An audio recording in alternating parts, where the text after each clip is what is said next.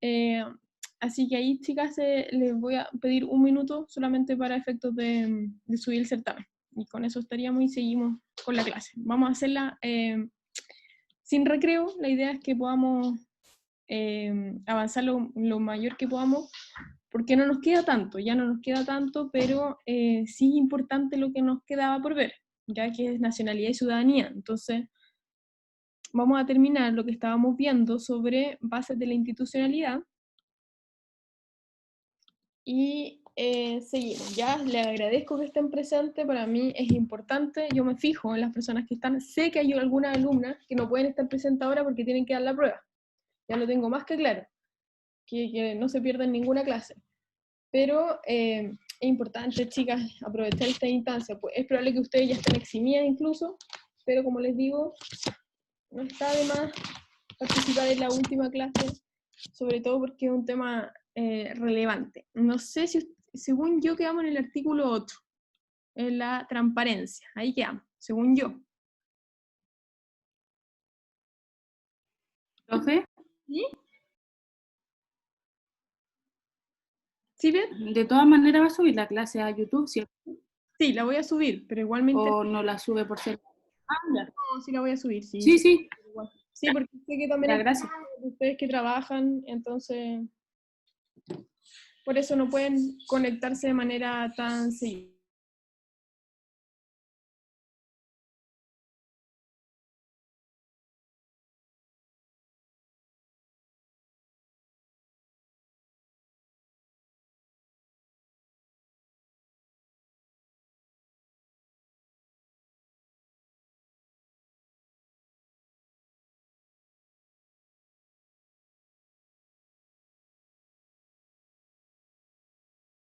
Ya, ya chicos, ahora vamos a seguir.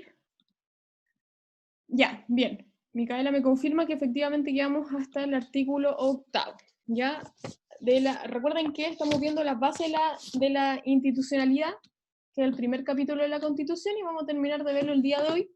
Después lo que vamos a ver va a ser nacionalidad y ciudadanía, que es muy cortito, pero es importante, ¿ya? Es importante que podamos entender de en qué consiste. Y por último vamos a ver algunas cosas y aspectos fundamentales de la historia de las constituciones en Chile. Yo les voy a subir un apunte, eso sí, que es un apunte mucho más completo. Yo ahora les voy a hablar los aspectos fundamentales en razón del tiempo. Pero de todas maneras, como no es una materia esencial en el curso, léanlo cuando puedan, es bastante interesante. Y yo obviamente en la clase de ahora les voy a explicar algunos aspectos importantes y con eso finalizaría nuestro curso, ¿ya? Solamente para que tengan más o menos el mapa. La profe, Hola Denise, ¿cómo está? bien, ¿y usted? Bien también, gracias. Una consulta. ¿Cuál va a ser la modalidad del examen? Ya, el examen va a ser verdadero y falso también. ¿De toda la materia? Toda la materia, efectivamente. Ya, gracias, profe. Ya, no es nada de otro mundo, no es muy difícil. Sí entra esta clase, pues, entonces para los que tienen examen es importante que estén conectados porque va a entrar esta clase y bueno, igual de todas formas la estoy grabando para que la puedan repasar. Ya, vamos entonces a ver nosotros el artículo 8 que en ese quedamos, porque nosotros dijimos que principalmente aquí en el artículo 8 lo que nosotros podemos ver son dos principios constitucionales que se integran eh, a la Constitución por primera vez. Uno es el principio de probidad y el otro el principio de publicidad. No sé si se recuerdan que eso fue lo que dijimos. Y bueno, aquí también es importante porque estos dos principios, el de publicidad y el de transparencia y probidad, estos van directamente relacionados con el interés público, ¿ya? Eso es muy importante, que vayan relacionados con el interés público. Entonces aquí la pregunta es, qué debe entenderse por interés público? ¿Qué será el interés público? Es como uno de estos conceptos válvulas que nosotros veíamos a propósito, principalmente, conceptos válvulas que nosotros veíamos a propósito, por ejemplo, de la dignidad, que era un concepto, o la familia, que son conceptos que generalmente van cambiando. Pero bueno, el interés público lo podemos entender como la búsqueda de satisfacción de las necesidades públicas de forma regular y continua, la buena fe en el ejercicio del poder, la adopción de las decisiones en base al principio de imparcialidad y la ausencia de corrupción. ¿Ya? Eso es lo fundamental. La ausencia de corrupción, y la corrupción es una palabra que en derecho, si bien no se utiliza ampliamente, sí la van a estudiar a propósito de derecho penal y también en derecho administrativo, es donde uno ve ampliamente la corrupción, pero la corrupción, por ejemplo, en mi caso, que me dedico al área comercial, es un tema potente, ¿ya? Es un tema potente que se pueden dar, por ejemplo, dentro de los gobiernos corporativos de las empresas, ¿ya? Entonces no es una palabra ajena a las distintas disciplinas del derecho, ¿ya? Eso es lo que quiero dejar en claro, y por tanto la ausencia de corrupción es esencial. En este sentido, nosotros también, hay una palabra clave también aquí que debemos utilizar, que son las funciones públicas, porque ¿qué se dice en este artículo 8? Se dice que en el fondo las funciones públicas deben apuntar a la probidad y a la publicidad, ¿ya? Ese es el objetivo principal. Y aquí las funciones públicas no deben circunscribirse solamente al derecho administrativo, ¿ya? Sino que ella debe ser entendida más bien como funciones estatales. Y yo les hablaba, y ustedes ya lo deben haber visto en teoría política, cuáles son las funciones. No solamente son la función judicial, legislativa y ejecutiva, también encontramos la función contralora, por ejemplo, encontramos la función electoral, tenemos distintas funciones que son bastante relevantes, que contemplan entonces las funciones estatales. Entonces, resumirla solamente al derecho administrativo no es posible en la actualidad.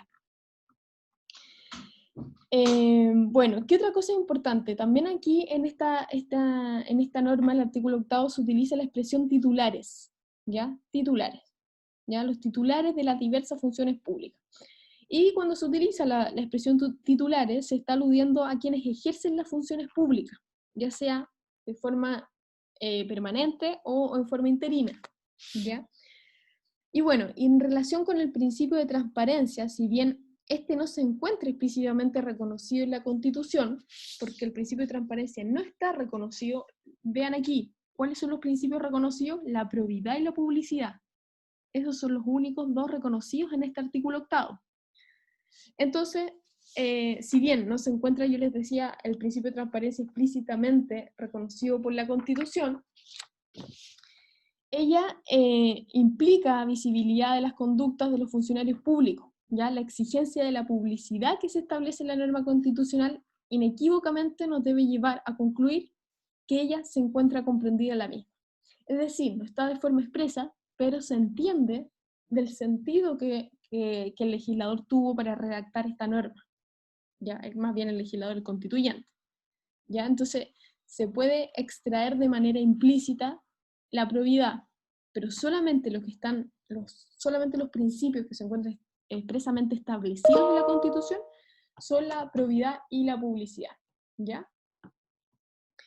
Bueno, respecto al principio constitucional de publicidad, respecto de la norma que estamos analizando, se desprenden algunos aspectos fundamentales. Por ejemplo, en primer lugar, que la publicidad, como regla general, es una actuación de los órganos del Estado, ¿ya? Entonces, nosotros podemos aplicar la publicidad, sí, pero a la actuación o a los actos que desarrollan los órganos del Estado.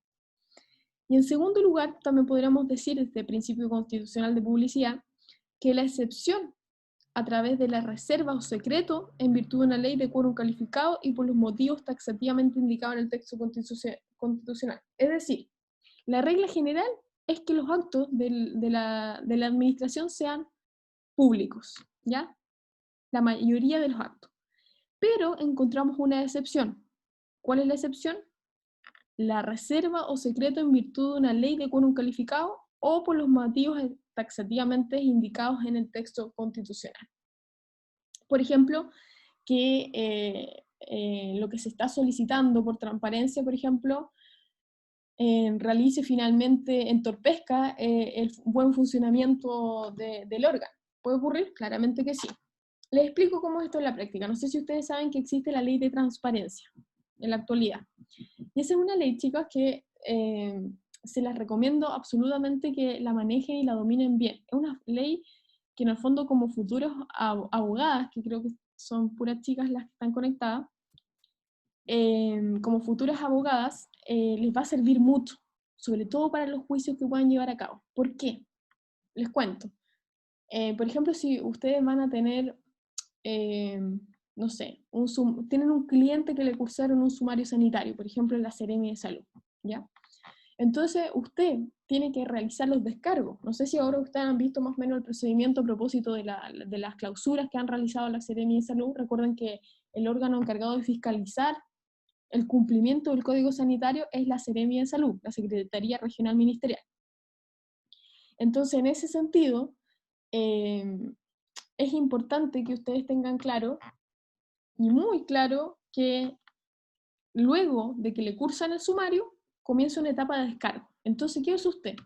Usted, por ejemplo, como abogado del cliente que le están cursando el sumario, puede optar a la ley de transparencia. Y si ahora ustedes pueden ingresen a alguna página del gobierno, a cualquiera, la Secretaría Regional Ministerial de Vivienda y Urbanismo, la de Salud, la de Justicia, entren a la que quieran y siempre van a tener una pestaña que dice Ley de Transparencia. ¿Ya? Entonces, ¿qué pasa ahí? Ustedes hacen clic y pueden ingresar y pueden solicitar algún dato estadístico relevante. Por ejemplo, quiero saber, ya, y esto es el tips que les doy importante, cómo realizan la consulta al organismo público debe ser muy bien realizada. ¿Por qué? Porque si no se la van a rechazar.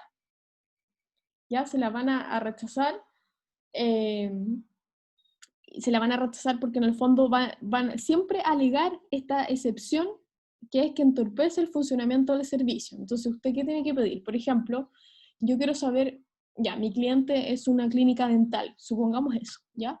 Y yo quiero pedir todos los sumarios sanitarios cursados durante el año 2019-2020. Usted lo puede hacer, claramente que sí, pero tiene que establecer una fecha razonable en la cual usted quiere saber los sumarios sanitarios. Debe fijarlo, por ejemplo, solamente en la ciudad de Viña del Mar, ¿ya? O también podría ser en toda la quinta región, pero debe ser precisa. Usted debe indicar que es la quinta región o la ciudad de Viña del Mar o, no sé, San Felipe Los Andes, por ejemplo. No puede hacer claramente que sí. ¿Por qué? En virtud de este artículo. ¿Ya? Entonces, es muy importante la forma en cómo ustedes puedan realizar y formular la solicitud de información al organismo público, porque algunas veces la van a encontrar en las páginas web de los servicios, claramente que sí, pero hay otras veces que no, y usted tiene derecho a tener esa información. Ya lo importante es que usted sepa cómo plantear la solicitud, porque si no se la van a rechazar. ¿Ya? Por tanto, sabemos que la publicidad... Sí, alguien levantó la mano, que no me aparece el nombre. ¿Aló, profesora? ¿Sí? Hola, les saluda Francisca para buenos Hola, días. Francisca, ¿cómo estás? Consulta lo que acaba de decir. ¿Qué pasa si uno pide esa información que usted está dando, el ejemplo, de la clínica, ¿Ya? y se la rechazan? ¿Puede volver a pedir o solicitar, siendo más preciso, si comete un error o si se solicita mal? ¿Se puede volver a solicitar la misma información? Pues Exacto. si no pido, no pongo Viña del Mar y pongo en Chile, Claro, exacto. la rechazan. Sí. ¿Puedo volver? No, yo necesito esos datos. ¿Puedo volver a ver y pongo precisamente Viña del Mar y me la van a entregar? ¿O tengo que esperar un plazo? No se puede. Exacto. Usted lo puede volver a hacer y si aún así, por ejemplo, el organismo se niega, lo que usted puede hacer ahora es solicitar, ¿cómo se llama? Solicitar por el Consejo de Transparencia, que era lo que yo les estaba proyectando. Discúlpenme que le estoy hablando y estoy subiendo la prueba de recuperativa. Por eso les dejé de proyectar, pero el Consejo de Transparencia que yo tenía ahí, efectivamente, provoca lo mismo, ¿ya? El Consejo de Transparencia es como una especie de tribunal que lo que hace finalmente es resolver si el organismo del Estado cumplió con su deber de transparencia y publicidad de los actos administrativos. Entonces es como el juez en el fondo que finalmente determina si efectivamente puede o no puede el órgano entregar esa información. ¿Por qué? Porque yo les digo entre nos, la mayoría de las veces efectivamente no alegan alguna excusa, porque claro, imagínense, uno está acostumbrado a hacer su trabajo normal, y mire lo importante, el jefe de servicio lleva una sanción si es que no se realiza las respuestas dentro de tiempo, tienen un tiempo para realizar las respuestas, etcétera, que ustedes lo van a ver en detalle ya en derecho administrativo. Pero no es un tema menor, ya no es un tema menor, porque, por ejemplo, de hecho hay un departamento en cada servicio que es la persona encargada de responder la ley de transparencia, porque si no, se sanciona al jefe de la unidad. Entonces, esto, claro, es importante cumplir, sí, pero también muchas veces se escudan, por ejemplo, en que no, esto me va a impedir funcionar normalmente si usted me está pidiendo datos estadísticos de 10 años hacia atrás, porque muchas veces no están tabuladas las informaciones. Entonces eso puede ocurrir, pero no hay ningún problema que usted lo vuelva a requerir de la forma correcta. No se le podría negar en estricto rigor. Ya. Profesor, una consulta. Sí. ¿La fecha de publicación de esta ley, cuándo fue publicada? Fue el año 2000, se lo digo al tirito. 2005, fue con la reforma constitucional. Y luego, ahí en el año 2010, se introduce una nueva modificación al artículo 8º, que es con la ley 20.414. Ya, gracias. Ya. Y recuerde que esta ley también va de la mano con la Ley Orgánica Constitucional de Bases Generales de la Administración Pública. ¿Ya? Así que ahí. Bueno, es una ley bastante entretenida, como les digo, que es importante que la manejen, sobre todo que de repente hay que, por ejemplo, en estos temas que se ve uno vinculado o tiene algún cliente vinculado, por ejemplo, con algún órgano de la administración, esta es una forma o una vía para poder encontrar medios de pruebas que en el fondo le favorezcan, ya lógicamente sí le favorece.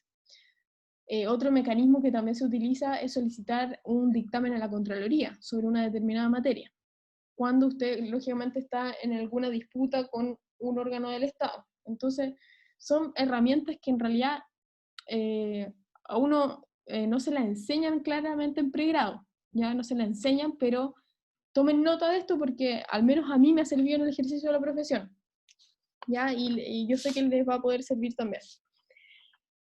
Bueno, pasemos también, ¿qué otra cosa importante podríamos señalar aquí? Vamos a pasar al último numeral, que es el artículo 9 de la Constitución, que habla sobre el terrorismo, ¿ya? El terrorismo que también hay que comprenderlo también en el contexto, y imagínense lo importante que es el terrorismo, porque el terrorismo se coloca, en el fondo, la lucha contra el terrorismo se coloca en las bases de la institucionalidad del Estado. O sea, imagínense lo relevante que es el asunto. Aquí la gran pregunta es, ¿qué es el terrorismo? ¿Qué vamos a comprender por terrorismo, al menos en derecho constitucional? Y bueno, el terrorismo podríamos decir nosotros que es el empleo de métodos ostensiblemente crueles para cometer ciertos delitos comunes muy graves, con el propósito de crear un estado de alarma generalizado en la población y desestabilizar el régimen democrático que se padece, ¿ya? Por ejemplo, en conformidad al concepto que acabamos de señalar, podría ser claramente un acto terrorista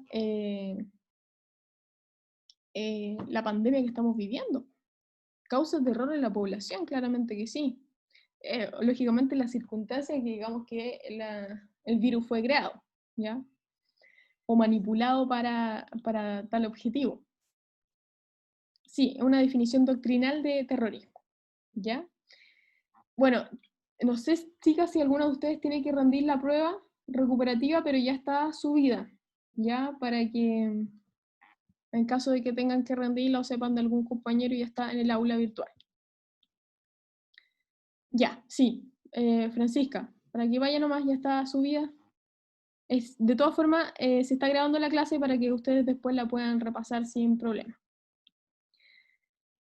Bueno, entonces, nosotros también tenemos una ley, que es la ley 18.314, que señala precisamente cuáles son los actos que constituyen delitos terroristas, ¿ya? Y esta ley señala, por ejemplo, que es el homicidio, las lesiones gravísimas, el secuestro, la sustracción de menores, el envío de bombas o efectos explosivos, el incendio y otros estragos, ciertas infracciones contra la salud pública, el descarrilamiento, entre otros, ¿ya? Entonces es importante tener en claro esto.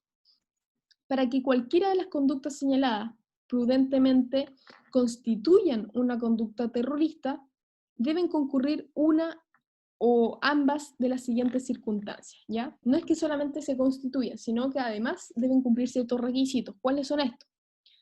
Primero, que el delito se cometa con la finalidad de producir en la población o en una parte de ella el temor justificado de ser víctima de un delito de la misma especie, sea por la naturaleza y efecto de los medios empleados, o sea por la evidencia de que obedece un plan premeditado de atentar contra una categoría o grupo determinado de personas. Entonces el terror en la población tiene que estar, ¿ya? Tiene que existir este temor, ya sea en toda o en una parte de ella.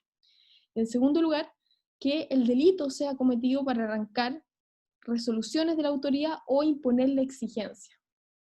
Es decir, que existe una especie como de chantaje en palabras muy coloquiales, ¿ya? Eso también es importante. Ya, Francisca, que le vaya bien, ya se ha adherido, ya que le vaya muy bien. Bueno, también tenemos otra ley que es importante, que es la ley 19.027, ¿ya? Y señala que además de cometer conducta terrorista a quienes se asocian con el objeto de perpetrar actos de esta índole, lo que se constituye aquí cuando se reúnen estas personas, porque el acto terrorista muchas veces es realizado en grupo, ¿ya? Y aquí recuerden ustedes que las agrupaciones, nosotros de hecho las vimos, las agrupaciones pueden existir, claramente que sí. De hecho, nosotros dijimos en las primeras normas que el constituyente ampara a los grupos intermedios, ¿ya? Los ampara a los grupos intermedios. Pero aquí, lógicamente, no ampara estas agrupaciones que quieren generar un terror en la población. ¿Y por qué? Porque son asociaciones ilícitas, ¿ya? Porque lo que pretenden hacer, lógicamente, es una conducta terrorista, aunque no se alcance a cometer el delito que se proponía consumar. ¿Ya? Puede ser que no lo logren, pero aún así se contempla como sanción que sería una asociación ilícita. Aquí el artículo 9 de la Constitución hace referencia al terrorismo en cualquiera de sus formas, ¿ya? Esto quiere decir que el terrorismo, sea cualquiera su origen, ya sea que provenga principalmente de grupos alejados de la institucionalidad, por ejemplo, grupos anárquicos, o venga de propios agentes del Estado, lo que sea, es igualmente indeseable el terrorismo, ¿ya? De quien sea. Lo mismo sucede si los actos terroristas tienen un motivo político o nacionalista, etc. El inciso primero del artículo 9 señala que el terrorismo es por esencia contrario a los derechos humanos. Esto es importante, ya es importante. ¿Por qué se sanciona tan duramente? Porque nosotros sabemos que todos los delitos en sí infringen algún bien jurídico protegido por el legislador. Pero ¿por qué nos importa tanto el terrorismo? Incluso que lo colocamos dentro de la fase de la institucionalidad. Y la respuesta es que en el fondo, es el símbolo que nosotros podríamos denominar en derecho constitucional, es un símbolo contrario por esencia a los derechos humanos, ¿ya? Eso es el terrorismo. La Constitución también exige que sea una ley de quórum calificado la que determine las conductas terroristas y su penalidad. Y la ley señalada, como yo le dije, es la ley 18.314, que fue modificada por la ley 19.027. Y las leyes antes mencionadas establecen una serie de penas, pero en la Constitución se establece además una serie de inhabilidades para ejercer ciertos cargos y funciones por un plazo de 15 años. O sea, no es menor el haber cometido una conducta terrorista. La norma constitucional aquí prescribe que los delitos terroristas serán considerados siempre comunes y no políticos. Por tanto, aquí lo que pasa es que se impide que estas conductas puedan adquirir cierto grado de legitimación por razones políticas. Por eso, inmediatamente, nosotros lo que hacemos es considerarlos comunes y no políticos, no un delito político, ¿ya? Porque no podemos legitimar por ningún sentido una conducta terrorista, ¿ya? Bueno, chicas, hemos terminado entonces el día de hoy. No, todavía no hemos terminado, pero terminamos las bases de la institucionalidad, que es una unidad importante para estudiar, ¿ya? La acabamos de finalizar. Y ahora lo que vamos a ver Voy a cambiar de PowerPoint. Vamos a ver ahora lo que es la nacionalidad y ciudadanía, ya que también esto es bastante importante. ¿Me confirman, por favor, si se les ve bien en pantalla? Sí, se ve bien, profesora. Ya, muchas gracias, Denis. Ya, vamos a ver la nacionalidad y ciudadanía. No se asusten porque es bastante cortito y es una materia entretenida. Ya, es una materia cortita y entretenida. Veamos entonces los aspectos generales sobre la nacionalidad. Y lo primero que vamos a ver nosotros que es la nacionalidad. Bueno, ¿qué podemos señalar respecto a ello? Para efecto de contextualizar la materia que vamos a estudiar, hay muchos autores que tratan de referirse en términos muy amplios, ¿ya? A la nacionalidad y al Estado en particular, ¿ya? Entonces, la razón que suele decirse es que, recuerden ustedes que cuando hablemos de Estado, nosotros vamos a utilizar un concepto utilitario, como lo vieron en teoría política, y el Estado reúne ciertos elementos que son discutibles y algunos indiscutibles. Dentro de los elementos indiscutibles encontramos, por ejemplo, el elemento humano, que son las personas, el territorio, que es el espacio, y el elemento político. ¿Ya? Son los tres elementos indiscutibles, pero encontramos otros dos elementos que sí son discutibles, es decir, la doctrina discute si esos elementos deberían considerarse parte del Estado o no, ¿ya? Y aquí encontramos el elemento finalista, que es el bien común, y el elemento jurídico, ¿ya? Que se refiere al ordenamiento jurídico, también forma parte del Estado. Entonces, aquí es importante, como yo les digo, tener claro esa distinción para entrar a estudiar lo que es la nacionalidad. ¿Por qué? Porque la nacionalidad y la ciudadanía son tocadas al analizar lo referente al elemento humano. ¿Ya? Entonces, teniendo este espectro general que hablamos del Estado, nosotros nos vamos a profundizar respecto a un elemento que yo les dije que era un elemento indiscutible, que es el elemento humano, que se refiere a las personas. Y ahí es donde nosotros empezamos a estudiar la nacionalidad y la ciudadanía. Ese es el contexto, ¿ya? La idea de nación como comunidad humana natural sobre bases culturales, religiosas o raciales es del mayor interés para la filosofía política, pero no para el derecho constitucional, en lo referente a la nacionalidad y la ciudadanía, tal como nosotros vamos a ver a continuación. Posiblemente el fenómeno terrorismo internacional, que a propósito que lo estábamos viendo recientemente, y de la migración humana concentrada en determinadas sociedades receptoras de la población, llevarán a una revaloración de la institución que estamos viendo. De hecho, nosotros, no sé si ustedes saben, pero tenemos un magíster en migraciones. Así ha surgido, podemos hablar que el derecho de migración ya es una rama autónoma del derecho, ¿ya? Porque ha sido tan importante que lógicamente ha cambiado los aspectos o ha hecho más relevante lo que nosotros vamos a debatir sobre la nacionalidad, ¿ya? Por eso es importante también, y vamos a ver también por qué se hicieron algunas modificaciones también en la reforma del 2005. No sé si se recuerdan que en una prueba yo les dije cuál es la reforma constitucional más importante. Y era la del 2005, porque precisamente ahora vamos a estudiar muchas reformas, ya las vimos a propósito de la base de la institucionalidad. Bueno, veamos el concepto general. Podríamos decir que la nacionalidad es una condición propia de las personas naturales, aunque por asimilación se hace mención a ella al referirse también a las personas jurídicas, según el lugar, lógicamente, de constitución de la misma, su domicilio o la ley que la regule según sea el caso, ¿ya? Bueno, el diccionario de la RAE también, lógicamente, nos da un concepto de nacionalidad. ¿Y qué dice? Dice que es el estado propio de una persona nacida o naturalizada en una nación, y nación dice que es el conjunto de personas del mismo origen étnico que generalmente hablan un mismo idioma y tienen una tradición común. Claro, aquí respecto a la nación falta un elemento fundamental en la definición de la RAE, porque es probable, no sé, que no tengamos, bueno, el mismo idioma sí lo tenemos en Chile, pero por ejemplo la misma raza probablemente no, y somos todos chilenos. ¿Qué nos diferencia Entonces, ¿qué podríamos decir que nos hace o nos constituye nacionales? O detentar una nacionalidad en particular, es lo que se denomina el sentido de pertenencia.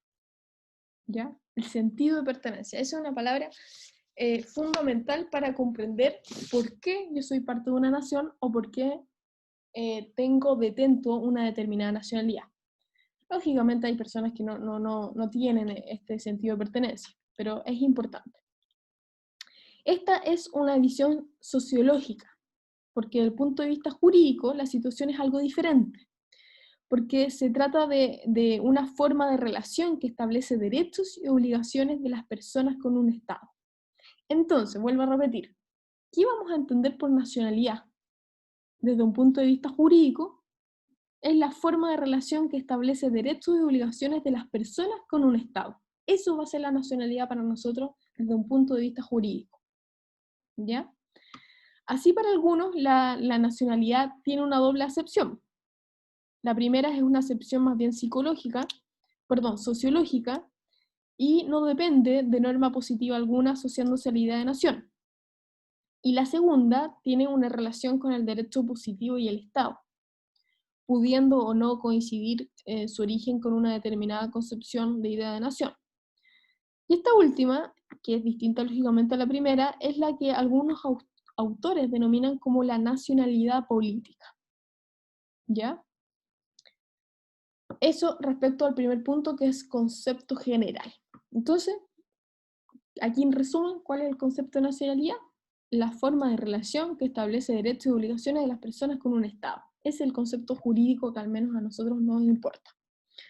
Veamos entonces ahora los problemas internacionales o doble nacionalidad o apátridas, ¿ya? Que es un temazo que ustedes lo van a ver en detalle, pero yo igualmente se los voy a mencionar, pero lo van a ver en profundidad en Derecho Internacional. Y ahí Profesora, ¿sí? la doble nacionalidad es cuando, por ejemplo, el papá es argentino y la mamá es chilena. Claro. Ya vamos a ver los supuestos, porque son bastante interesantes, y vamos a ver qué dice el constituyente, porque ya, de hecho, le digo, al constituyente no les gustan las dobles nacionalidades. Ya vamos a ver. Entonces, veamos los problemas internacionales que se pueden provocar. Bueno, se producen problemas a nivel internacional en materia de nacionalidad por la existencia de distintos criterios normativos. Por eso es que tenemos estos problemas internacionales, porque España, por ejemplo, o en el caso que me decía usted, Denis, Argentina tiene una norma, un sistema jurídico para determinar que tiene la nacionalidad argentina, pero Chile tiene otro sistema. Entonces, al final, ¿cómo lo hacemos? Y ahí se nos surge el problema. Entonces, lo que se traduce lógicamente, estos criterios normativos distintos entre países, se traduce en dobles nacionalidades o en apátridas. ¿Qué son los apátridas? Los que no tienen nacionalidad. O tiene doble o no tiene. Y esos son los problemas que lógicamente nosotros debemos evitar. Y dichos problemas se tienden a solucionar por la vía de acuerdos internacionales o por reformas internas. ¿Ya? Entonces, ¿cuál es la solución a esto? Son los acuerdos internacionales o por reformas internas. Veamos el primer caso. En el caso de las dobles nacionalidades, pueden producirse conflictos en la medida que existen distintos derechos y obligaciones de las personas con los diferentes estados, lo que pueden entrar en conflicto a efectos de asegurar su resguardo. Por ejemplo, en materia de asilo y extradición, tendríamos un problema si tiene doble nacionalidad. Por otra parte, también se tiende a evitar los apátridas, ¿ya? Tanto en la Declaración Universal de los Derechos Humanos, como la Declaración Americana de Derechos y Deberes del Hombre, ya que son dos textos internacionales potentísimos en materia de derechos humanos. Aquí se evitan, y se establece que toda persona tiene derecho a una nacionalidad. Por eso debemos evitar los apátridas, es decir, los que no tienen patria, a eso se refiere. Y existen tratados al respecto, y aquí el profesor Silva Bascuñán señala que al tratarse la nacionalidad de un vínculo jurídico y no de un derecho emanado de la condición humana, no se trata de aquellos convenios que limitan la soberanía en los términos del artículo 5 de la Constitución, ¿ya? Y esta tesis es coincidente con la idea de que la nacionalidad es un vínculo entre la persona y el Estado, y por ello dependen de la existencia del derecho positivo y no emana naturalmente de la condición humana. Entonces, recapitulando, ¿qué dice el profesor Silva Bascuñán? El profesor dice, ¿sabe qué? La nacionalidad no es un derecho humano. Ya, él postula eso, él postula, esto no es un derecho humano. ¿Por qué? Porque en el fondo depende la nacionalidad de una norma positiva, del ordenamiento jurídico de cada país y cuáles van a ser los criterios para determinar que esta persona va a detentar tal o tal nacionalidad. Entonces, no emana naturalmente de la condición humana. Ya, eso es lo que dice el profesor Silva Bascuñán. Nosotros ya vimos que los tratados internacionales lo reconocen como un derecho humano. Pero el profesor Silva Bascuñán no es menor en la acotación que él hace. Yo no, bueno, aquí queda a criterio de ustedes, pero me parece, y por eso se los comento, porque es muy interesante. A modo de ejemplo, en cuanto a la existencia de los apátridas, el texto de la Constitución, hasta la reforma del 2005, señalaba que serían chilenos los hijos de padre o madre chilena, nacido en el extranjero, por el solo hecho de vecindarse en Chile. El problema se suscitó, lógicamente, por la gran cantidad de hijos de chilenos y en el extranjero que no accedían a la nacionalidad del país de nacimiento. Por lo que nosotros vamos a estudiar que es el jus solis. El jus solis es que usted tiene la nacionalidad del lugar donde nació. De esta forma, el jus sanguinis, ya que viene, nosotros ya lo vamos a ver en detalle, no sé, se lo estoy mencionando nomás. El jus sanguinis, que respecto a los padres, la nacionalidad de los padres, no otorgaba la nacionalidad hasta cumplir con el requisito de residencia. Y por su parte, el jus solis de algunos países europeos no otorgaba la nacionalidad tampoco. Por ello, se trataba de personas apátridas, a menos que incurrieran en los costos de avecindarse en Chile al menos un año. Y esta situación se remedió en términos generales con la reforma del 2005, por la vía de eliminar el requisito de avecindamiento, ampliando como contrapartida los requisitos para el ejercicio de la ciudadanía o derechos políticos asociados a la nacionalidad. ¿Ya? Entonces este problema que yo les acabo de comentar, lógicamente se supera con la reforma del 2005. Veamos el tercer punto en esta diapositiva, que es la igualdad relativa entre los chilenos y extranjeros. ¿Ya? Y imagínense lo que les estoy diciendo, igualdad relativa. No hay igualdad absoluta. ¿Ya? En principio, no existen diferencias en el trato. ¿Por qué? Porque nosotros ya hemos visto, de hecho, que el principio de igualdad es muy, muy relevante. Lo tenemos en la base de la institucionalidad, nosotros ya lo estudiamos ampliamente, vimos manifestaciones de él y todo. Entonces, no hay diferencia en el trato respecto a derechos y obligaciones, ¿ya? Que un Estado tiene para con sus nacionales y extranjeros. Eso sí lo saben. Pero en lo relativo a las libertades y derechos constitucionales, ¿ya? En general no hay diferencia. ¿Ya? En general no hay diferencia. Porque, obviamente, los derechos constitucionales emanan de la condición humana. Y así, lógicamente, lo encabeza el artículo 19 de la Constitución, que establece el catálogo de derechos fundamentales. No obstante ello, como yo les decía, hay ciertas excepciones, ¿ya? Que no, en la cual hay una igualdad relativa entre los chilenos y los extranjeros. Por ejemplo, el numeral 15 del artículo 19 dispone que los partidos políticos no pueden recibir donaciones de fuente extranjera, ¿ya? Y aquí la ley de financiamiento de partidos políticos precisa que solo los extranjeros con derecho a voto en Chile pueden realizar aportes, incluso en trabajo personal. Otra norma que nos sitúa en esta igualdad relativa o la excepción a la regla general es el numeral 16 del artículo 19, en el cual se prohíbe la discriminación laboral, salvo que la ley exija nacionalidad chilena para determinados casos. ¿En qué trabajo se exige nacionalidad chilena? Por ejemplo, para ser funcionario público. Hay ciertos cargos que exigen la nacionalidad. Otro caso es el numeral 23 del artículo 19, porque allí se permite que una ley de quórum calificado que prohíba a los extranjeros adquirir ciertos bienes pero sí existen casos como las propiedades fronterizas, o incluso naves de cabotaje y otros, ¿ya? En el cual solamente pueden ser adquiridas por chilenos, no por extranjeros. Otra excepción es el artículo 25 de la Constitución, pues para ser presidente de la República se requiere ser ciudadano, lo que presupone, lógicamente, tener la nacionalidad chilena. Otra norma es el artículo 34 de la Constitución. Para ser chileno, se requiere ser chileno para ser ministro de Estado, ¿ya?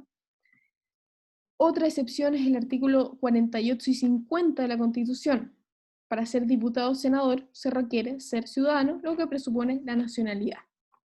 Y también tenemos el artículo 124, que para ser elegido intendente, gobernador o concejal o alcalde, se requiere también ser ciudadano con derecho a sufragio y por tanto se entiende, lógicamente, que también debe detentar la nacionalidad chilena. Por su parte, el artículo 22 establece cargas públicas especiales que pesan sobre los chilenos. Por ejemplo, honrar a la patria. Ya, eso se nos exige a nosotros como chilenos. Preservar la soberanía, seguridad nacional y los valores esenciales de la tradición chilena. Esto está en el artículo 22.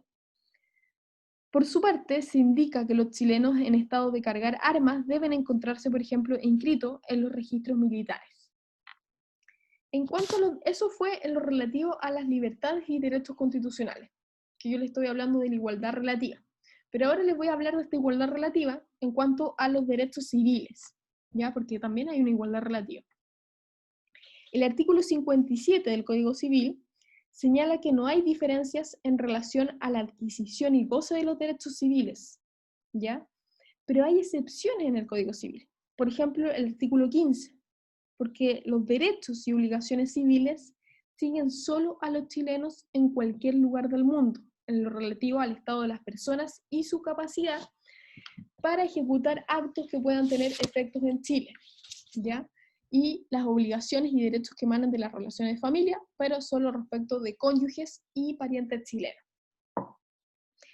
Ahí ya tenemos una excepción respecto a los derechos civiles, pero también tenemos otra excepción que es conformidad a los derechos políticos, ¿ya? Entonces ya vimos una igualdad relativa en los derechos constitucionales, en los derechos civiles, y ahora vamos a ver en los derechos políticos.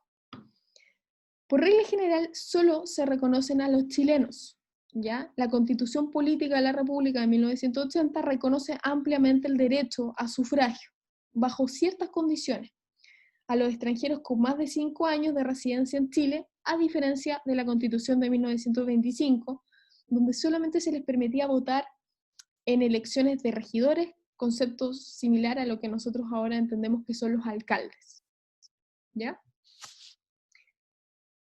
Bueno, regulación. Pasemos al cuarto ítem que aparece en pantalla, que es la regulación de la materia a nivel constitucional, que lógicamente a nosotros sí nos importa.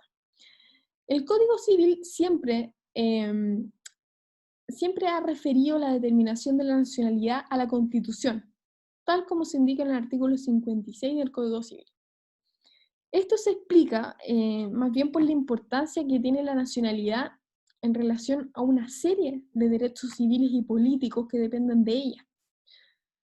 No obstante ello, constituciones como la española, por ejemplo, en 1978, remite en su artículo 11 la regulación de esta materia, derechamente al legislador, lo que nos parece inconveniente desde el punto de vista de la estabilidad de las normas, especialmente en lo relativo a la conformación del cuerpo electoral. O sea, la nacionalidad es un tema tan relevante y aún ahora, más aún ahora en realidad que tenemos las migraciones a flor de piel, nosotros ya hemos visto los efectos de ella, que es un tema que no debiera ser regulado a nivel legal, sino a nivel constitucional debido a la importancia de la materia. Entonces, nuestro ordenamiento jurídico en ese sentido podríamos decir que está bien considerado el orden de prelación de las materias. Bueno, y respecto a los aspectos generales, vamos a hablar de la importancia de la materia. ¿No es cierto que este es un tema de enorme importancia, la nacionalidad? Lo que se traduce, por ejemplo, en que en conformidad al artículo 64 de la Constitución Política de la República no procede la delegación de facultades legislativas al presidente de la República, por ejemplo, para materias de nacionalidad y ciudadanía. Ya imagínense lo importante. Desde un punto de vista del derecho comparado, la institución, más bien la nacionalidad, se encuentra en una etapa de revaloración. En efecto, parece estar quedando en el pasado la construcción del derecho sobre la preeminencia absoluta de la igualdad y se avanza especialmente en países desarrollados, y a consecuencia de los fenómenos de la migración y del terrorismo, hay un reforzamiento de la importancia de la nacionalidad sobre la base de establecer ciertos derechos y libertades especialmente asociados a ella. ¿Ya? Bueno, vamos entonces al grano. La fuente de la nacionalidad, que les traté de hacer este cuadrito para, espero que lo estén viendo, para que quede de la manera más clara posible. ¿Ya? Porque esto es algo importante y como yo les digo, esta es la esencia de la nacionalidad, y esto lo deben saber al revés y al derecho. Y aquí podemos decir, estas son las fuentes de la nacionalidad en Chile, lógicamente. La fuente de la nacionalidad son los medios o causas, que entre comillas podríamos decir que son los hechos, actos naturales o jurídicos, que otorgan a una persona determinada nacionalidad. Y dentro de los hechos naturales se encuentra, por ejemplo, la filiación o el nacimiento, y dentro de los actos jurídicos se encuentra la carta de nacionalidad y la nacionalidad por gracia. ¿Ya? Al respecto podemos distinguir las siguientes fuentes, que es las que tienen en pantalla.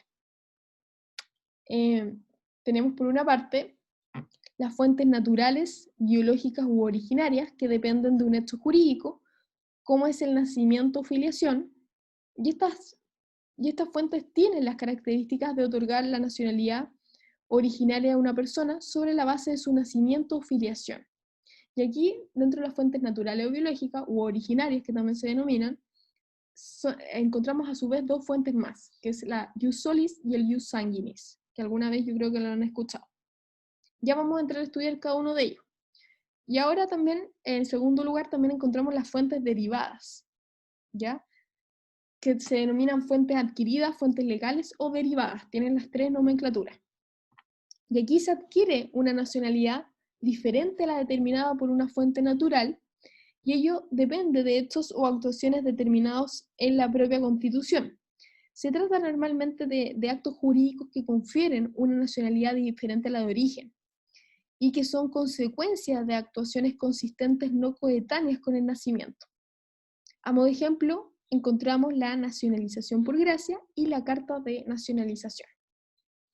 Entonces ahora lo que vamos a hacer es estudiar cada una de ellas para comprender en qué consiste. Vamos a las fuentes originarias y veamos la primera, que es el jus soli. Y el jus solis está regulado en el artículo 10, número 1 de la Constitución, para que lo tengan a mano. Artículo 10, número 1. El gran principio constitucional es el que se declara como chilenos a todos los nacidos en el territorio de Chile. Ese es el principio, y así lo señala el artículo 10, número 1. Pero tiene este principio que acabamos de señalar dos excepciones. ¿Cuáles son estas excepciones del jus solis? Los hijos de extranjeros, porque basta que uno de los padres lo sea, que se encuentren en Chile al servicio de su gobierno, ya ellos van a llevar, lógicamente, la nacionalidad de los padres. Al respecto, la jurisprudencia estima que debe tratarse de gobierno del Estado al que pertenecen, ¿ya? Es decir, del que son nacionales y no a otro, porque en ese caso no operaría la excepción, ¿ya? Así lo ha dicho al menos la jurisprudencia. Y la otra excepción al jus solis es que los hijos de extranjeros transeúntes, esto es, que se encuentran de paso, sin residencia permanente, por ejemplo, de vacaciones, ambos padres deben encontrarse en calidad de transeúntes para que el niño tenga la nacionalidad de los padres. ¿Ya? Por ello, si uno de los padres no es transeúnte, por ejemplo, vive aquí en Chile, el hijo va a adquirir la calidad nacional de chilenos por el jus solis, a pesar de que su madre, por ejemplo, se encontrara en tránsito o viceversa. Ambos casos de excepción permiten optar por la nacionalidad chilena, ¿ya? Entonces, si bien aquí dijimos que llevan la nacionalidad del Estado al que pertenecen, pero se les da la opción de optar por la nacionalidad chilena, a las dos excepciones del ius solis, ¿ya? La Constitución política se remite a una ley ordinaria para regular este procedimiento, y es la Ley 18.005, la que señala que a los 21 años la persona puede optar por la nacionalidad chilena dentro del plazo de un año, presentando su opción ante un intendente o gobernador, o si se encuentra en el extranjero ante un agente consular, lo que en definitiva se va a decidir por el Ministerio del Interior. En caso que se desconozca la nacionalidad, existe un recurso, que es el recurso que se llama y se denomina reclamación de nacionalidad, que está contemplado en el artículo 12 de la Constitución, para que lo revise. El que debe interponerse dentro del plazo de 30 días ante la Corte Suprema en pleno, ¿ya? La que conocerá del asunto controvertido. En cuanto a la noción de territorio, la Corte Suprema declaró en el año 1924 que territorio es el espacio de tierra entre cuyos límites el país ejerce su soberanía, a título de dominio, posesión o tenencia, con independencia de la soberanía de otro Estado. Este fallo se dictó a propósito de la ocupación de Tacna en el año 1929 por parte de Chile.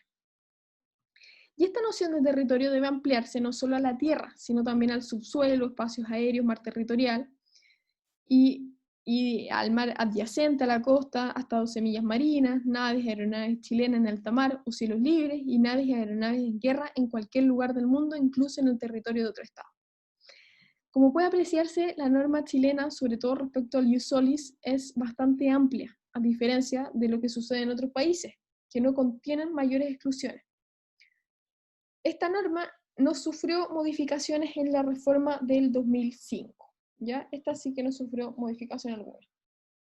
Veamos ahora... Profesora, Dígame. una pregunta. Por ejemplo, una persona que está viendo los papeles para cambiarse la nacionalidad, ¿Ya? ¿tiene que renunciar a su antigua nacionalidad?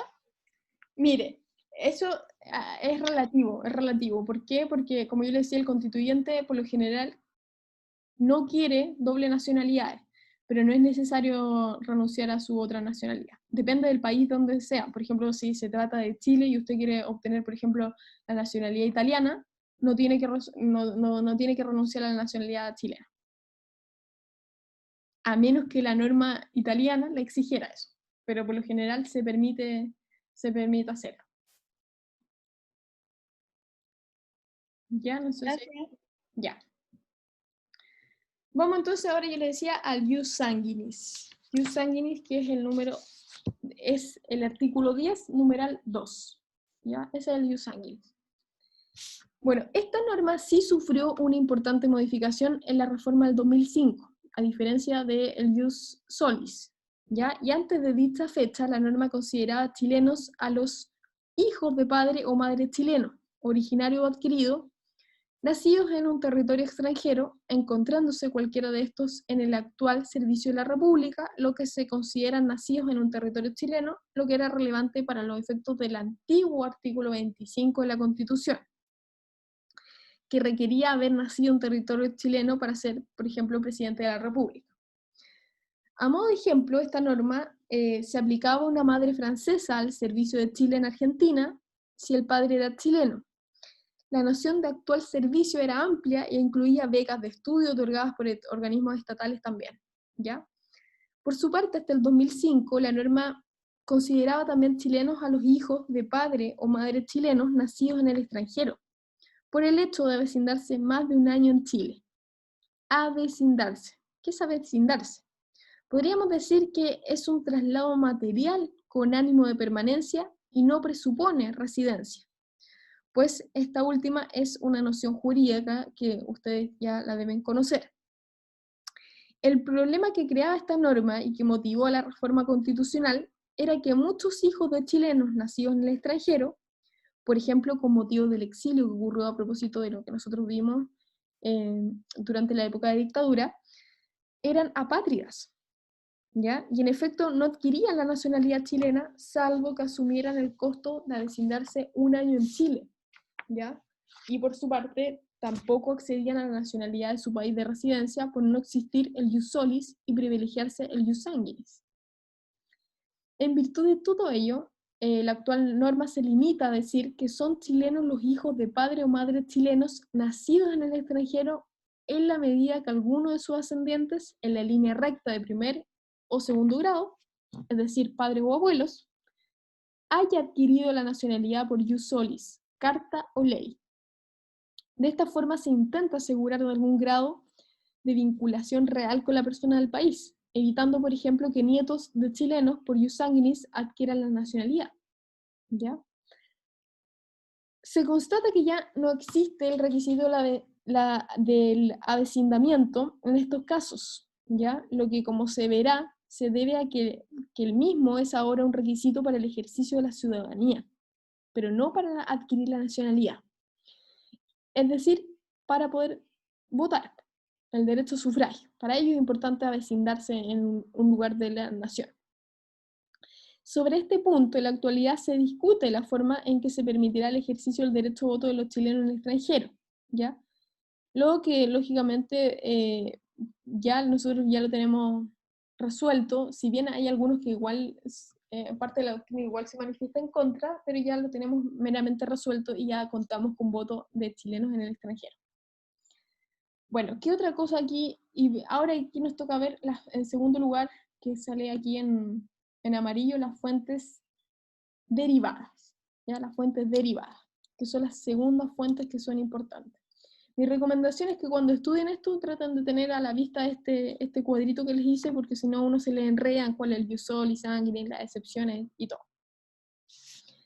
Bueno, en este caso, en las fuentes derivadas, y a diferencia de la fuente originaria, se adquiere la nacionalidad por hechos que determina la Constitución o la ley. ¿Ya? Son hechos. ¿Y cuáles son estos? La carta de nacionalización y la nacionalización por gracia. ¿Ya? La nacionalización o naturalización es adquirir la nacionalidad con posterioridad a la originaria y en sustitución de ella. Y nacionalizar es admitir como nacional, natural, a una persona que no lo era. ¿Ya? A eso se refiere. Veamos el primero, carta de nacionalización. Hasta la reforma del 2005, el requisito constitucional para obtener esta carta era renunciar expresamente a la nacionalidad anterior, ¿ya? Pero hoy no se señala nada al respecto y la materia se remite al legislador. Este requisito de renuncia no se exigía a los nacidos en país extranjero por un tratado que concedía el mismo beneficio a los chilenos como era el caso de España. En razón de ello puede apreciarse que se han ido ampliando paulatinamente las hipótesis de doble nacionalidad.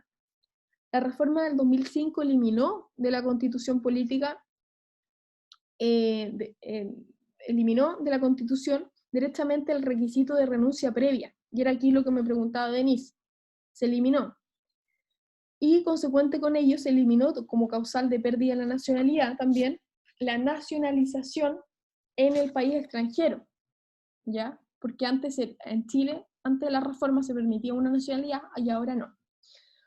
Hoy el número 3 del artículo 10 se limita a remitir a la ley todo lo relativo a la obtención de la carta de nacionalización, ¿ya?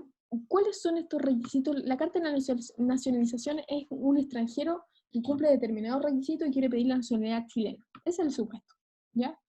¿Cuáles son estos requisitos? Estos requisitos están contemplados en la ley 20.888, ¿ya? Y lo que podemos señalar es que debe haber cumplido los 18 años de edad, ¿ya? O 14 si cuenta con autorización de quienes estén a cargo de su cuidado personal.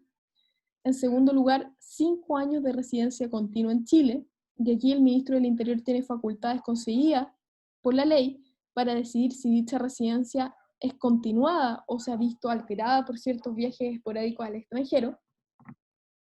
En tercer lugar, debe ser titular de un permiso de permanencia definitiva. En cuarto lugar, no haber sido condenado ni estar actualmente procesado por crímenes simple delito. Y en quinto lugar, acreditar sustento económico, ¿ya? Eso es por una parte. Por eso se pide contrato de trabajo, no sé si ustedes han sabido algunos casos, o se pide en el fondo, la mejor forma de demostrar el sustento económico es con un contrato de trabajo.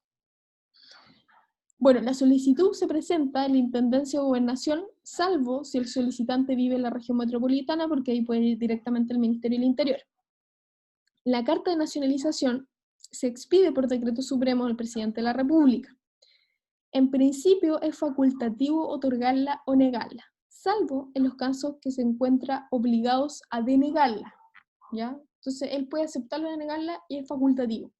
Pero hay ciertos casos en particular que debe negarla. Por ejemplo, en aquellos casos que no tiene cómo ganarse la vida, a quienes practiquen doctrinas subversivas, a los procesados o condenados por simple delito, en los otros casos del artículo 3 de la ley 18.005, con modificación, por ejemplo, si se dedica a trabajo ilícito, contra las buenas costumbres y moral y orden público, o cuya nacionalización no sea conveniente para la seguridad nacional.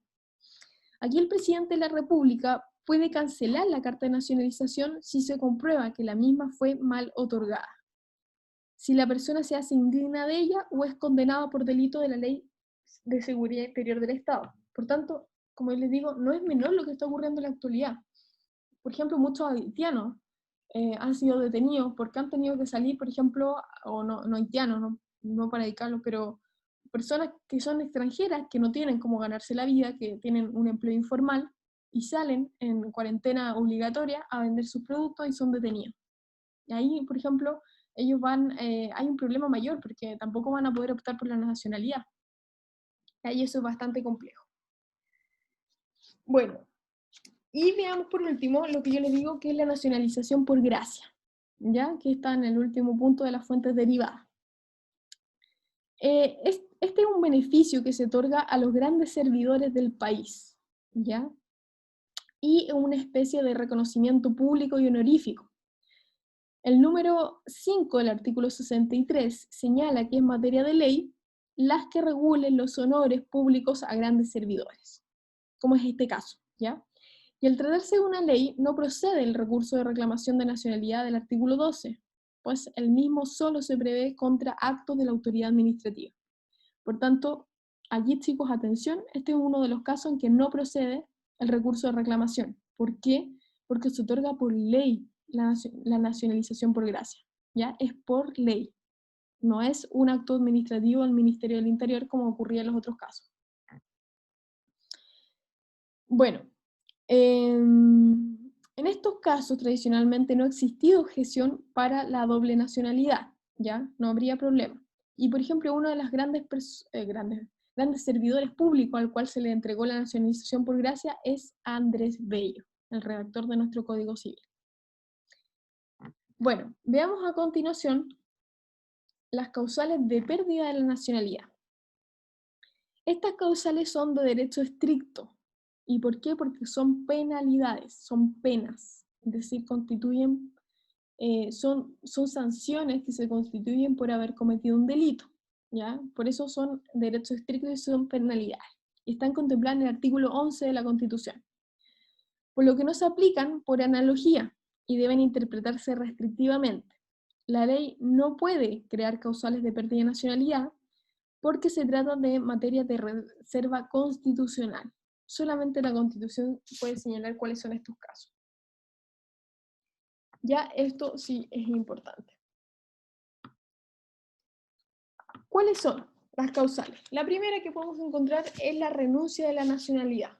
¿Ya? La renuncia en la actualidad, y en la línea de ampliar la hipótesis de doble nacionalidad, el número 1 del artículo 11 señala que se pierde la nacionalidad por renuncia voluntaria manifestada ante autoridad chilena competente, siendo válida esta renuncia solo si se ha adquirido previamente otra nacionalidad.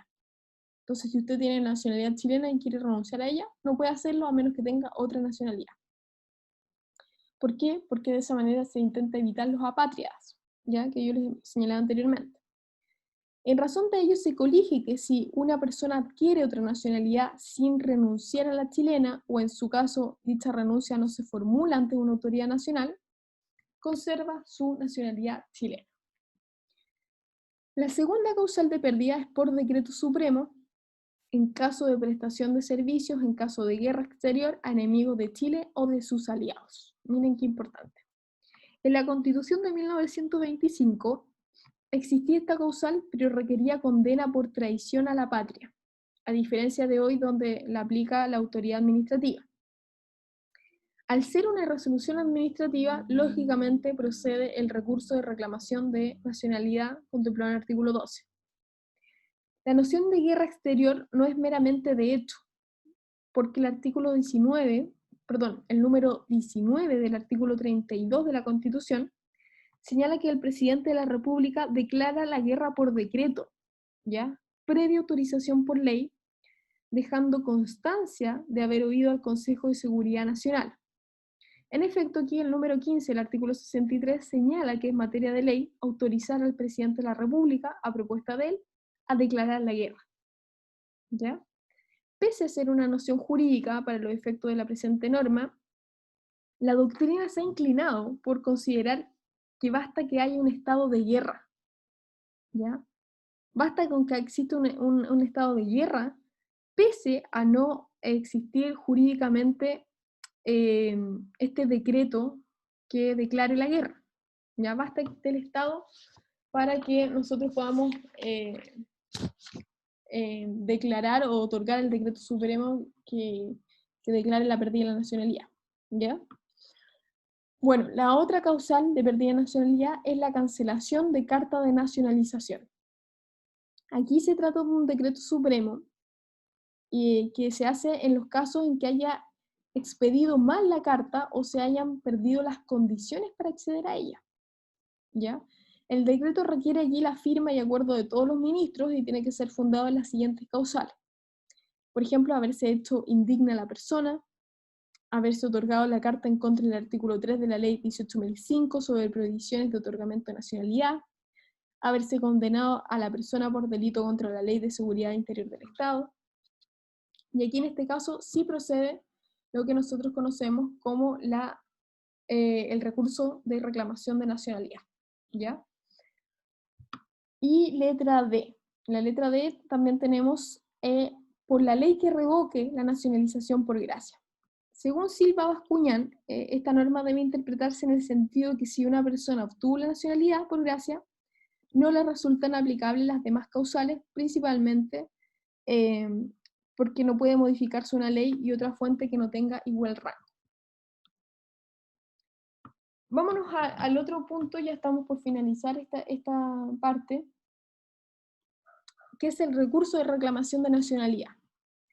¿Y qué podemos decir respecto a él? Que a diferencia de la Constitución de 1925, esta norma establece un recurso general que no se encuentra remitido exclusivamente al caso de cancelación de nacionalidad por carta, ¿ya? Es un recurso bien poco usado, pero que ahora ha cobrado mayor vigencia a propósito de la migración que ha sufrido Chile. El recurso más bien la acción constitucional, porque eso es lo que es una acción, se refiere tanto a la privación como al desconocimiento de la nacionalidad, que también puede ocurrir. Y es una acción que activa la jurisdicción y no procede contra sentencia de los tribunales de justicia. Por eso decimos que es una acción y no un recurso, porque no procede contra sentencia. Esta acción procede contra un acto o resolución de la autoridad administrativa que priva o desconoce la nacionalidad y puede interponerlo la persona o cualquier tercero en su nombre, ¿ya? Y se presenta ante la Corte Suprema, que conoce como tribunal pleno y aprecia la prueba en conciencia y falla también lógicamente en conciencia. La interposición del recurso suspende los efectos del acto recurrido, por lo que la persona deberá seguir siendo considerado chileno en el evento de que el caso se refiera, por ejemplo, a la cancelación de la Carta de Nacionalidad. Ya eso en cuanto al recurso de reclamación. Veamos ahora la ciudadanía, que es el último ítem de esta unidad, la ciudadanía. Bueno, de la ciudadanía aquí podemos señalar brevemente que no se define en la Constitución política lo que es ser ciudadano, sino solamente se dan sus requisitos, ¿ya? En un sentido amplio, ciudadano es el natural o vecino de una ciudad, según indica el diccionario de la RAE, ¿ya? En un sentido menos amplio, podríamos decir que el ciudadano es el habitante del Estado, que es sujeto de derechos políticos y que interviene al ejercitarlos en el gobierno.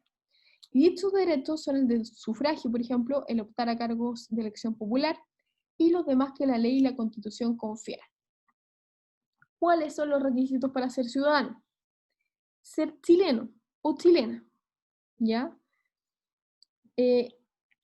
Aquí es importante, la Constitución de 1833 se refería a chileno, y los comentaristas estaban, lógicamente, contestes en que no se incluía a las mujeres.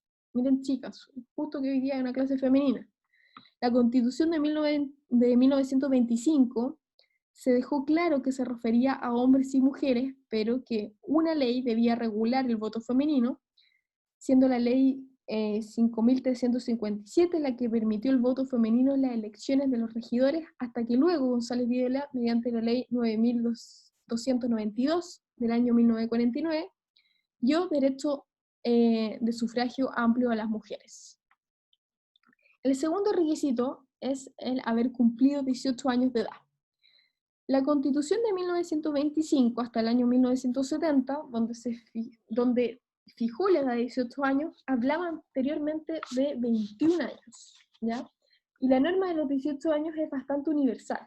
Pese a ello, en Brasil la edad es de 16 años para obtener la ciudadanía. Y el tercer requisito es no haber sido condenado a pena aflictiva. Esto es diferente a no haber sido condenado por delito que merezca pena aflictiva, tal como veremos. La pena aflictiva es aquella igual o superior a 3 años y 1 día.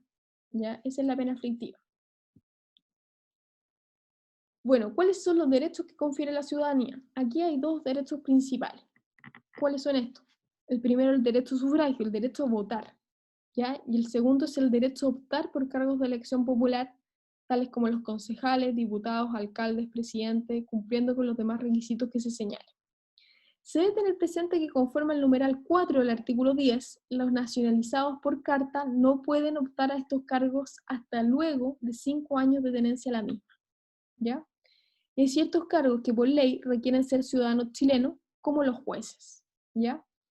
En cuanto a la pérdida de la ciudadanía, que vamos a pasar ahora,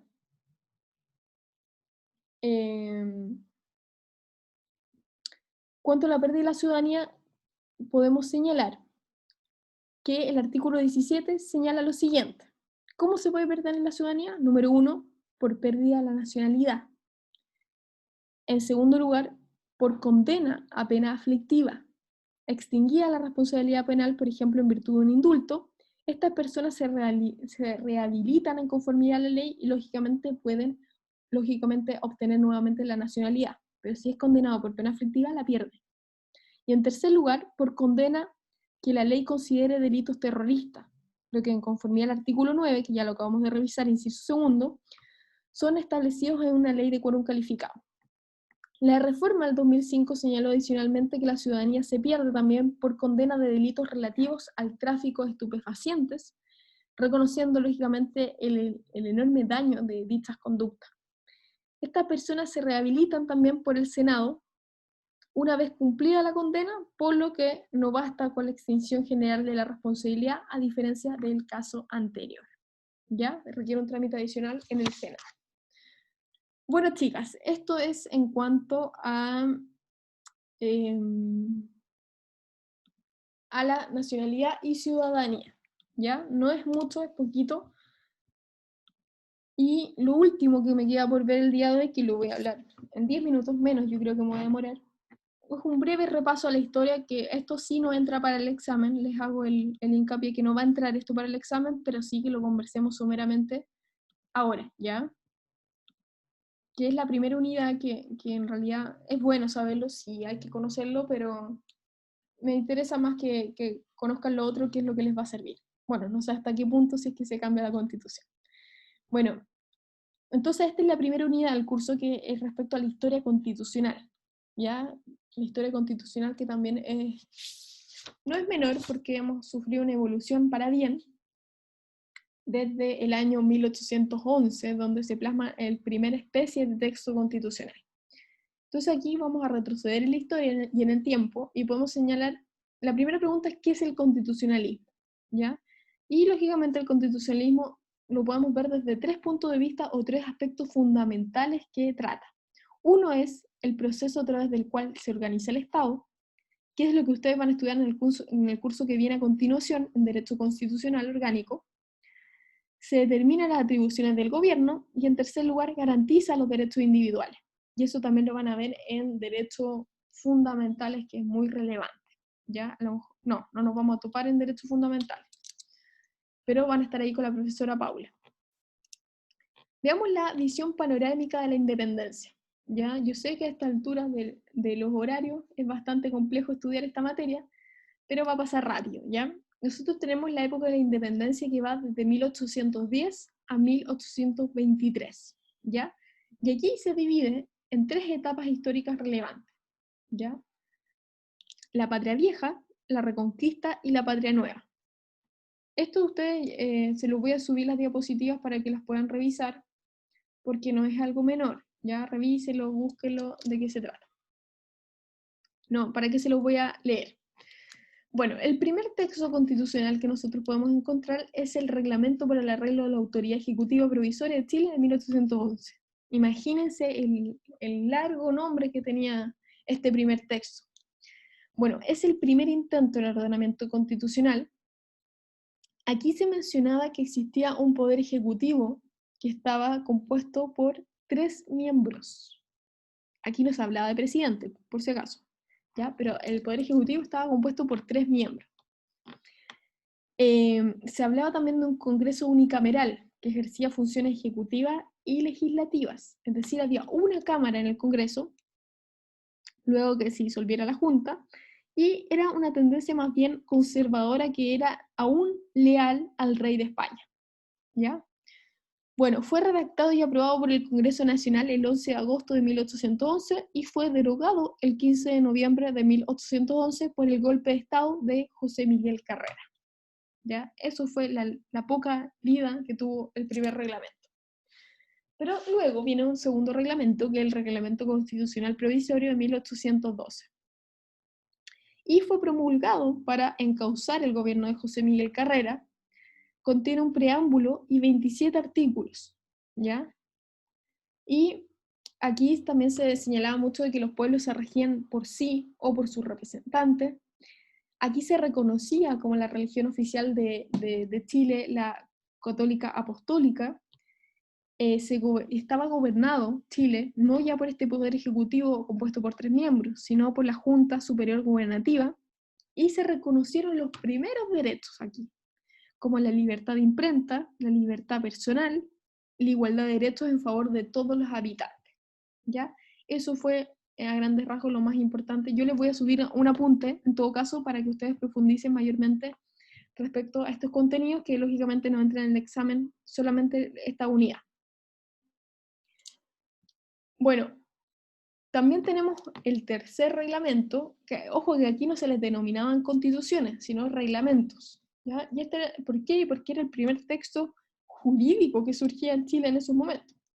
Y este es el reglamento para el gobierno provisorio de 1814.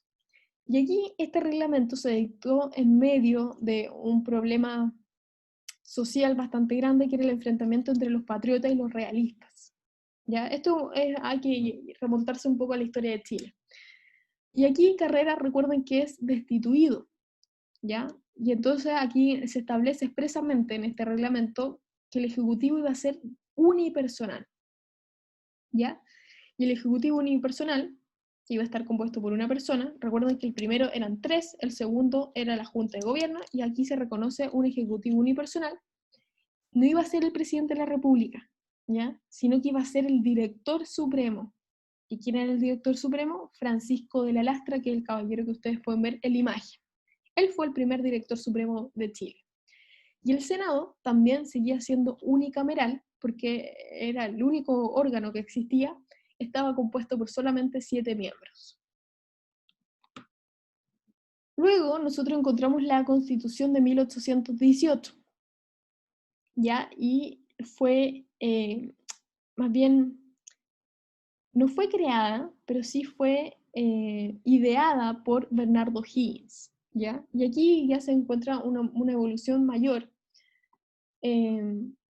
donde existían 22 artículos, ya 22 artículos, y se establecía que el director supremo iba a ser vitalicio. Vitalicio, imagínense ustedes.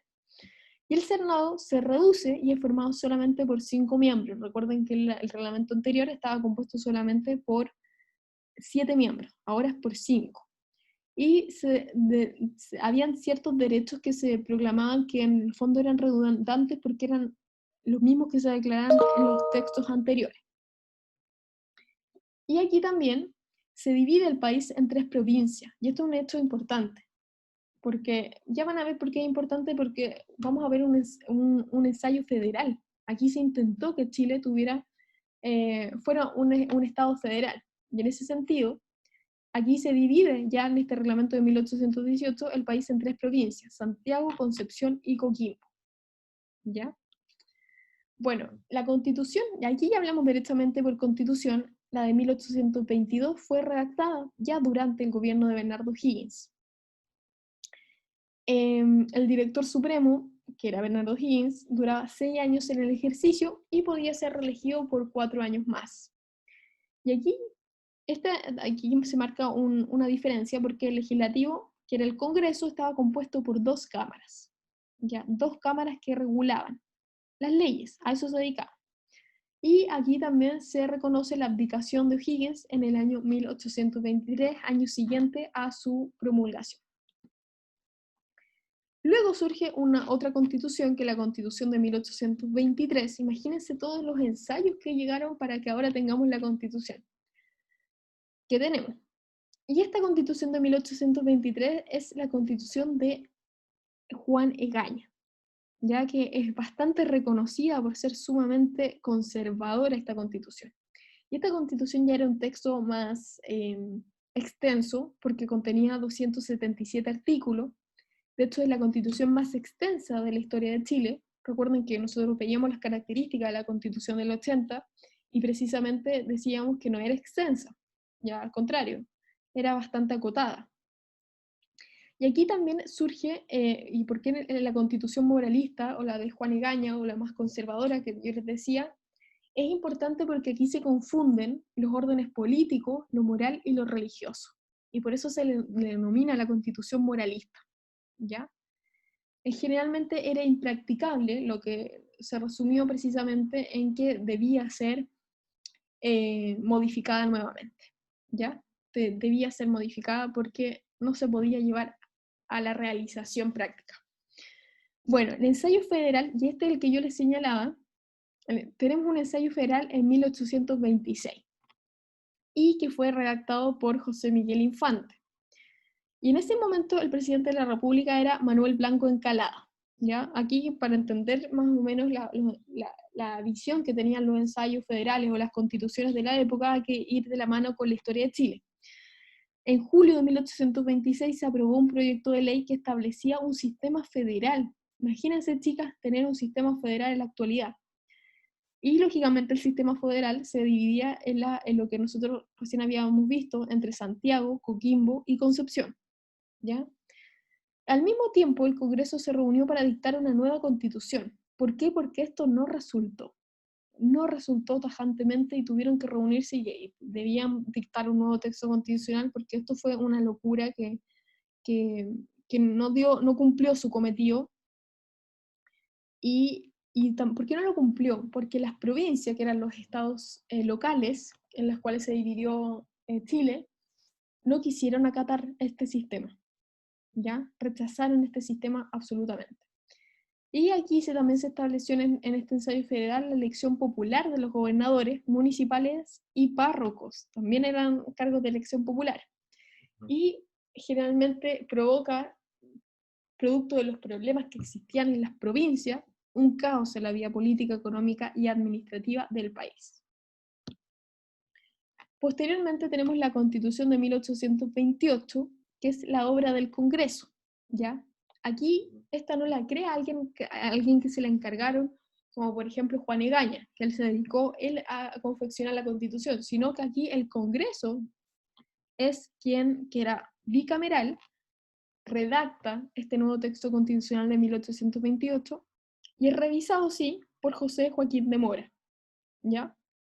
Este era un texto muy avanzado para la época y de hecho se distingue por ello, ¿ya?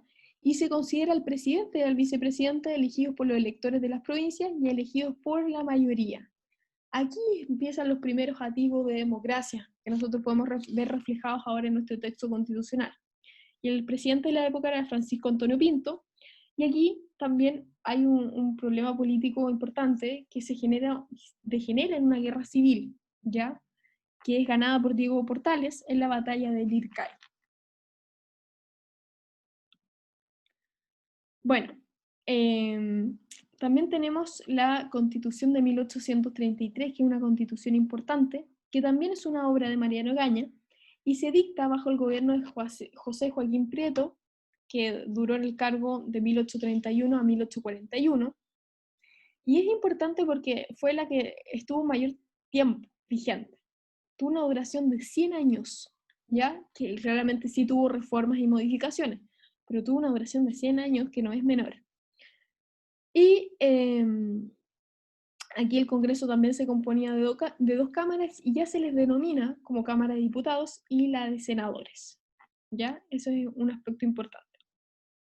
Y luego tenemos la Constitución de 1925, que también es muy importante, en la cual estaba como presidente Arturo Alessandri Palma, ¿ya? Y él encargó la redacción a José Massa.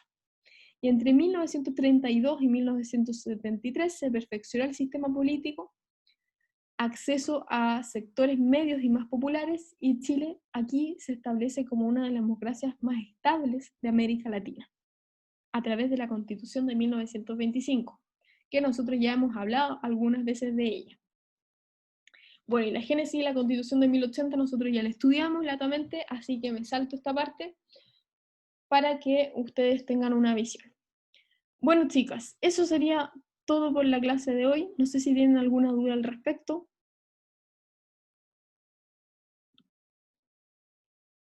No, yo por lo menos no. Ya, qué bueno, qué bueno. Entonces, como les digo, no va a entrar la última unidad, que es la unidad de historia de las constituciones, no entra al examen, pero sí entra hasta lo que es nacionalidad y ciudadanía, que eso es lo más relevante, ¿ya? Lo más relevante para que puedan ver para su examen. Profesora, Dígame. ¿todavía no tiene la hora del examen? Todavía ¿Si no va me a ser mañana en la tarde? no me lo han determinado, pero si cae el mismo día de clases va a ser yo creo que a la misma hora. De todas No, formas, creo que cabe día sábado. día sábado. Miren, día sábado ¿tienen otras pruebas a la misma hora? No, Ya, yo de hecho mi único examen ya, el día sábado. yo prefiero que sea bien temprano, ya, yo lo prefiero a las 9 para que tengan el día libre. Ya. Y así que como es sábado, va a ser, yo creo que a las 9, a menos que de la escuela me digan que hay otro horario estipulado. Ya, Ok. pero va a ser verdadero y falso. Se incluye lógicamente hasta nacionalidad y ciudadanía, así que qué bueno, Denise, que estuvo presente ahora, porque no voy a preguntar nada que no he hablado aquí. Ya, profe. Ya, chicas, las dejo, ha sido un agrado poder tener clases con ustedes, espero que nos podamos ver. No me toca verlos el próximo semestre, pero ahí nos vamos a seguir encontrando. Profesora, yo tengo una duda, pero es súper puntual. Como usted graba las clases y las sube, pero están como en links privados, Ujú. cuando termine el curso igual vamos a poder tener acceso a él. Sí, yo los dejo los dejo arriba, pero tienen que guardar el link, eso sí. Y lo otro, para acceder al curso de teoría política le tengo que pedir como el enlace de las clases. Claro, exacto. Sí, porque después que me dijo que le enviara el correo me enfermé y falta clase, entonces, Claro, sí, me lo puede pedir, ningún problema. ya. Gracias. Ya, Fernanda. Ya, chicas, las dejo, que estén muy bien. Gracias por soportarme desde muy temprano este día, pero bueno, había que terminar los contenidos. Así que nos vemos. Un abrazo y cuídense. Chao, profe, cuídese. Chao, chao.